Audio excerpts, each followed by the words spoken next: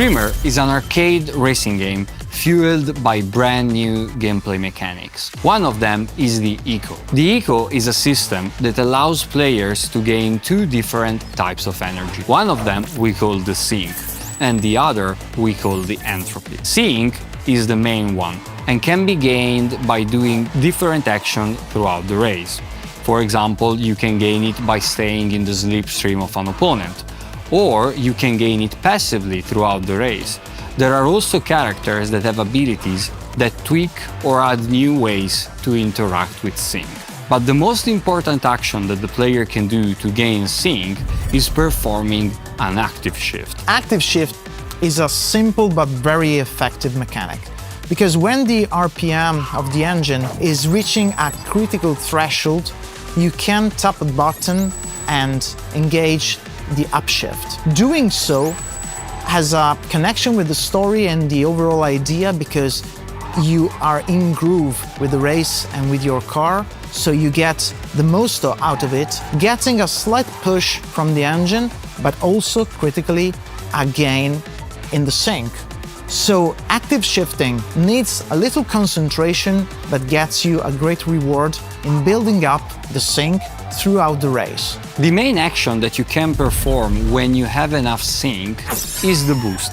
The Boost is a very traditional action in any arcade racer, but in Screamer we tried to put our own twist on it. Basically, Boost is performed by releasing the button at a certain time. But if you release it at the perfect time, you can get what we call a perfect boost. And the perfect boost gives you an additional force for the car, which goes faster and also lasts a little bit longer.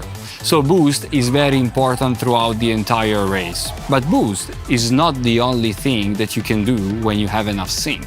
Shielding is the other way to use the Sink resource, because the Screamer blends the racing part and the fighting part seamlessly. So to try to win the races and prevail is key to be able to protect yourself from the other attacks. So when you see the on-screen alert, you can decide to use Sink to activate the shield, protect yourself for a brief amount of time, and be basically invulnerable. But all the actions you do, both boosting and shielding, will use Sink and at the same time build up the other key resource, that is the Entropy. When you perform actions that use Sink, you gain Entropy. And Entropy is the energy that fuels the fighting part of the system. The first action that you can perform is called Strike. And Strike gives you a short but very powerful burst of speed. If you hit another vehicle when you use a Strike, you make it explode and perform what we call a KO, which is very powerful. It gains you energy and also a position. But another thing that you can do if you decide to keep the Entropy instead of spending it for a Strike is use the ultimate ability, the Overdrive. The Overdrive is the ultimate weapon in Screamer, so you can decide to save the full Entropy bar and use it completely to enter the Overdrive state. There, you'll be much faster, you'll have the shield engaged for a brief amount of time, and whenever you touch an opponent, you'll KO them immediately. But be careful, when the shield fades out, you'll be still very fast, but you'll be vulnerable, and if you touch the walls, you'll explode. It's a very powerful tool to be used very carefully and very skillfully. We've been talking a lot about fighting and KOs, but don't be afraid. When you get KO'd, you don't restart from still, but you restart in motion thanks to the ecosystem. So you'll be able to rejoin the competition and stay into the groove and fight for the lead. So, when you take into consideration all these gameplay mechanics, you can easily imagine that each race in Screamer can be very unique. And on top of that, you have to consider for the differences in character abilities and also the differences in vehicle handling.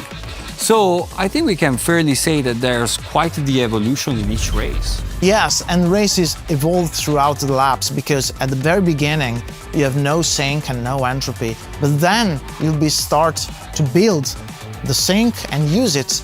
But how to use it? To be faster and to protect yourself with the shield. And then you'll build Entropy, but choices again. should use it for strike or save it for overdrive. So there's a lot of different strategies you can use to really be prevailing into the races.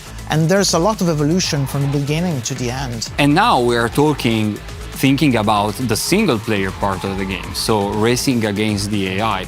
But we can assure you that the experience of the game gets turned up to 11 when you go online and race with your friend in a team.